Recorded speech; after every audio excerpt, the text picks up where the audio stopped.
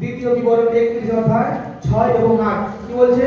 তোমরা বলবান হও ও সাহস করো, ভয় করিও না তাহাদের হইতে, মহাভয় ভীত হইও না, কেননা তোমার ঈশ্বর সদাপ্রভু অগ্নি তোমার সহিত যাইতেছেন, তিনি তোমাকে ছাড়িবেন না, তোমাকে ত্যাগ করিবেন না। আর সদাপ্রভু আপনি তোমার অগ্রে অগ্রে যাইতেছেন, তিনি তোমার সহবর্তী থাকিবেন, তিনি তোমাকে ছাড়িবেন না, তোমাকে ত্যাগ করিবেন না, ভয় করিও না, নিরাশ হইও না। বলো আমেন। তারপর কি বলছে? দ্বিতীয় বিবরণ কার লেখা? নবী মুসা। যিশু কোনো কিছু লিখেনি, লইয়া নবী মুসা, মসি। আমি মুসা বলে হিন্দি বলে মুসা হয়ে গেছে, হিন্দি বলে ওটা মসি হবে, বাংলা উচ্চারণ মসি হবে। দেখো বলছে তোমরা বলবান হও। কি বলছে? তোমরা আর তুমি, তফাৎ আছে কিনা? আছে কিনা? তাহলে আজ কাকে বলছে বলবান হও? কাকে বলছে? কি বলছে? বলবান হও ও সাহস করো। কোথা থেকে সাহস করতে বলছে? কোন সাহস? কোন সাহস? বিভিন্ন লোক বিভিন্ন কথা বলছে। দেখো বন্ধ আত্মার কাছে বলছে সাহস করো, আর বলছে ভয় করিও না, তাহাদের হইতে মহাভয়ে ভীত হইও না। আজ যারা তোমাদেরকে ভয় দেখায়, তোমার শরীর মেরে দেবে, তোমাকে জেলে ঢুকিয়ে দেবে, তোমাকে রাখবে না, যা ইচ্ছা করবে, ভাই আমি তো জানি পৃথিবী আমার বাপের বানানো, আমি তো জানি আমি আমার বাপেরই কাজ করছি, তুই আজ আছিস কাজ নেই। একটা দৃষ্টান্ত দিয়েছিলাম না, যে যা স্টপেজ আসবে পাশ থেকে নেমে যাবে, আর উনি বাসের সিটের জন্য মারামারি করছে, বাসের সিট লাস্ট থেকে দেখছে বাবা এত মারামারি করে কিন্তু সিটে কেউ নেই, আমার সিট আমারই আছে, মাঝখানে 15 টাকা ভাড়ার জন্য এত মারপিট। হ্যাঁ, আজ এটা পৃথিবীতে হচ্ছে, এটা দেখো যে যা স্টপেজ আসবে সে নেমে চলে যাবে, কেউ থাকবে না। দুটো জিনিস দেখো, জন্ম আর মৃত্যু নিজের ইচ্ছে তো হয় না, হয় মৃত্যু সবার জীবনে হবে, এটা বাস্তব, কিন্তু কেউ মরতে চায় না। হালেলুয়া। ভাত সবাই খাবে, চাষ করবো না, হয় কি হয় না? দেখো এই বিষয়গুলো প্রত্যেকজন জানো, প্রত্যেকজন বোঝার চেষ্টা করো। আর প্রভু বলছে ঈশ্বর সদাপ্রভু অগ্নি তোমার সহিত যাইতেছে।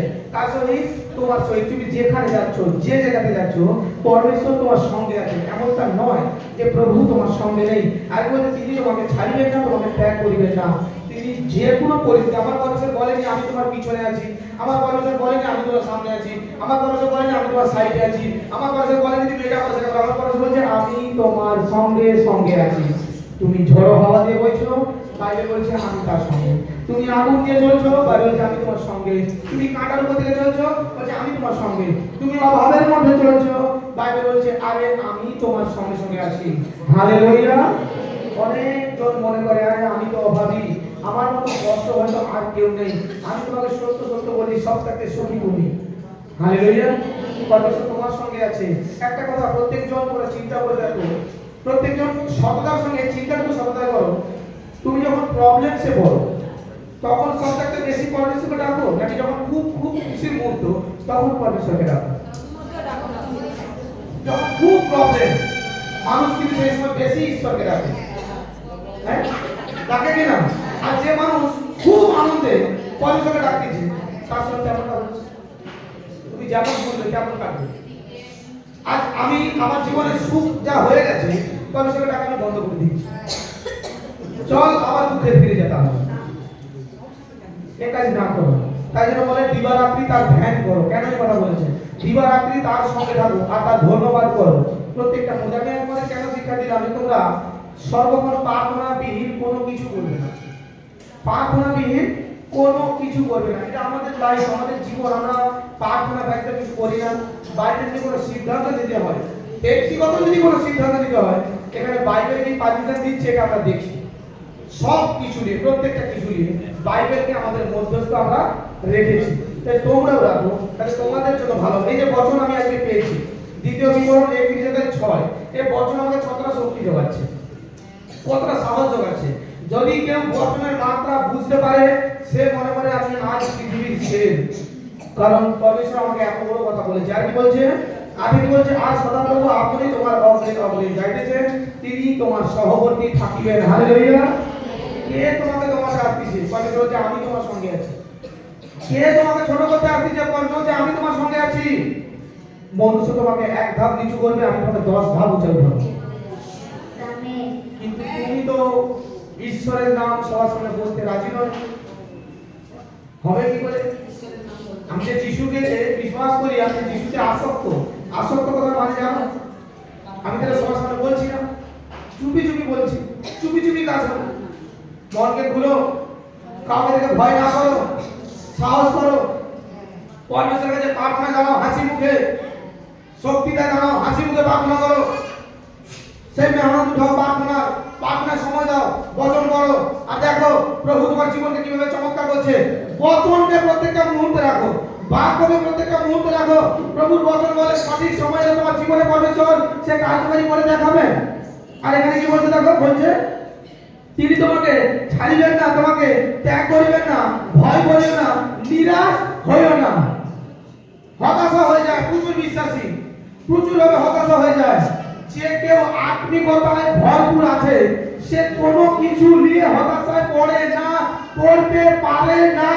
যার মধ্যে সে স্পিরিচুয়াল শক্তি হলি স্পিরিট তার মধ্যে আছে, সে কোনো মতে কোনো কিছু নিয়ে হতাশায় পড়তে পারে না, কারণ তার মধ্যে এক স্পিরিট বারবার তাকে ধাক্কা দিচ্ছে, দেখ আমি তোর সঙ্গে আছি, আর আমি যখন তোর সঙ্গে আছি আমি তোর কোনো ক্ষতি করতে দেব না, আমি তোকে নষ্ট করতে দেব না। আর তোমরা প্রচুর ব্যক্তি আমরা কি করি, প্রার্থনার সময় বন্ধ করে আমাদের প্রবলেমগুলোকে আমরা অন্য কাউকে জানাতে থাকি। আমার এই হয়েছে, আমার সেই হয়েছে, আমি কি করবো, আমি দিশা খুঁজে পাচ্ছি না, আমি রাস্তা খুঁজে পাচ্ছি না। পরমেশ্বরের আত্মা বলছে, মনুষ্য সন্তানগণ তুমি যদি চাও হাঁটু পাতিতে পরমেশ্বরের সামনে বলো, প্রভু তোমার জন্য একটা রাস্তা খুলে দেবেন যিশু নামের নামে। হালেলুয়া। পরমেশ্বর তোমার জন্য একটা রাস্তা খুলে দেবে। একটা সময় আমি আমার বাড়ি তোমাদের দৃষ্টান্ত দিচ্ছি, যখন চতুর্দিক থেকে মন্দ স্পিরিট আমাকে আক্রমণ করে, অদ্ভুত প্রচুর ভাবে সমস্যা। আমার মা কখনো কোনোদিন বাকি করেনি, কিন্তু ওই সময় কোন একটা দোকান থেকে বাকি করেছিল, আমি জানি না, মা আমার সাথে সাক্ষ্য দিয়েছিল, সম্ভবত 1200 টাকা হবে। মা তার কাছ থেকে ধার নিয়েছিল। এবার বাড়িতে টাকা পয়সা এতটাও নেই, কারণ চতুর্দিকে মানুষ আমার কাছে টাকা পায়, আমি টাকা পাঠাতে পারিনি এবং আমাকে কাজ থেকে বাদ দিয়ে দেবে এরকম সমস্যা। মা পরমেশ্বরের কাছে প্রার্থনা করেছে, প্রভু আমি জানি না তুমি কি করবে, তুমি জানো, কিন্তু আপনাকে যেতে হবে, আমাদের বাজার করতে হবে, কিন্তু আমি তো এই মুহূর্তে ওনাকে টাকা দিতে পারছি না, আমি কি করবো?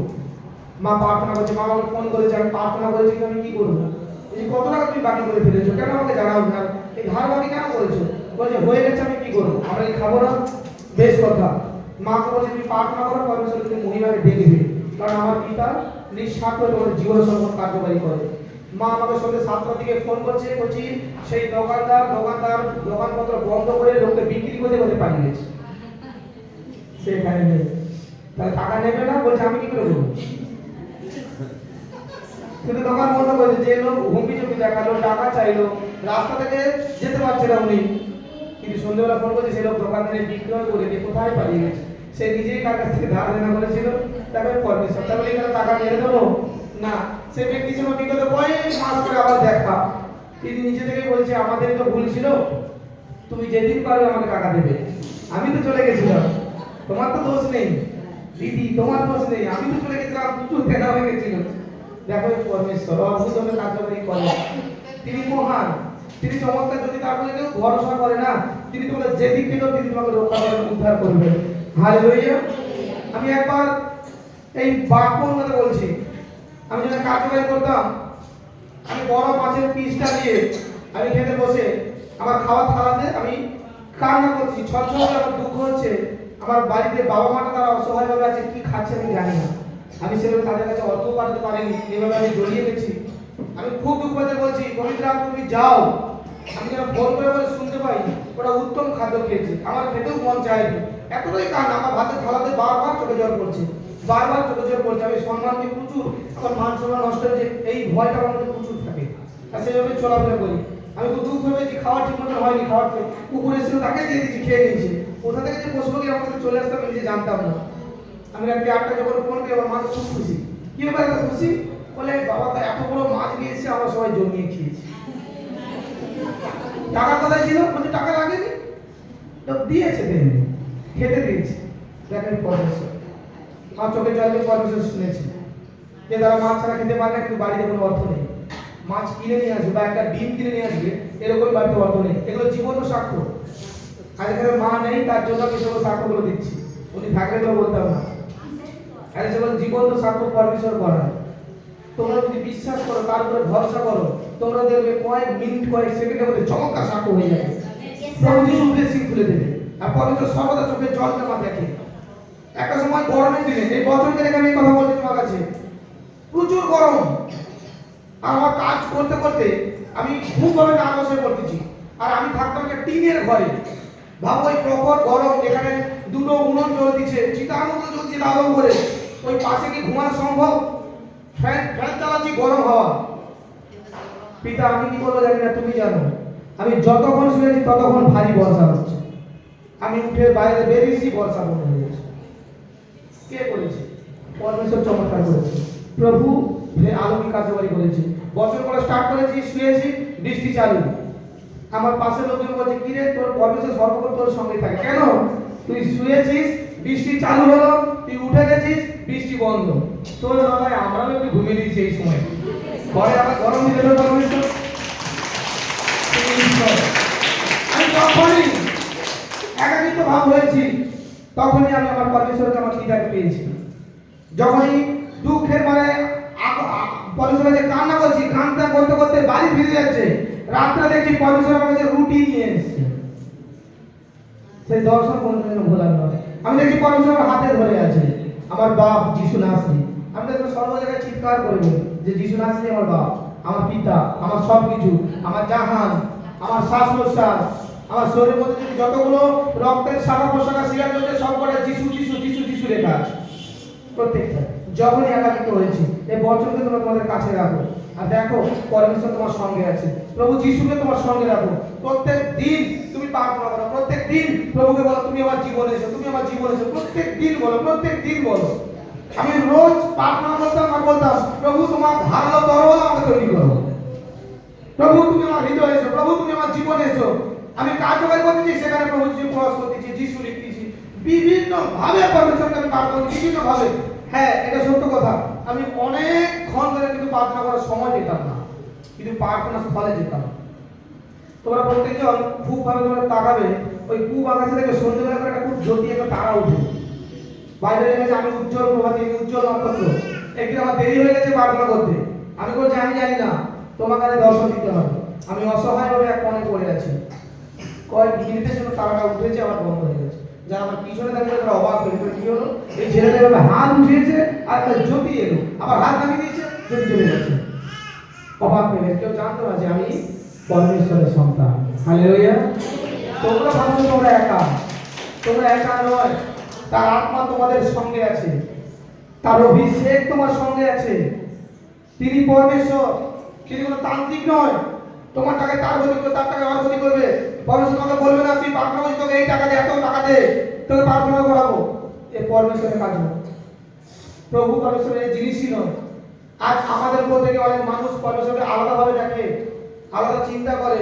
এর জন্য তাই আমরা বাইরে বলছে, তুমি এমন মনুষ্য বা এমন ঈশ্বর সন্তান না হও, এমন বিশ্বাসী না হও যে তোমার জন্য আমার নাম খারাপ হয়। এরকম ভাবনা চিন্তা মনে মধ্যে না রাখো। তোরা প্রত্যেকজন এই বচনকে রাখো, আর এই বচনকে তোরা যতবার করে পাঠ করে রাখো।